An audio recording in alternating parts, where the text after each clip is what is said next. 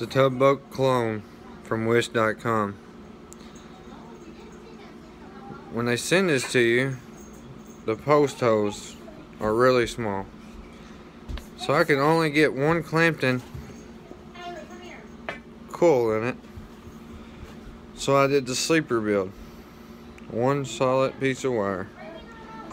Now I can get dual Clamptons. Let y'all see these glow here.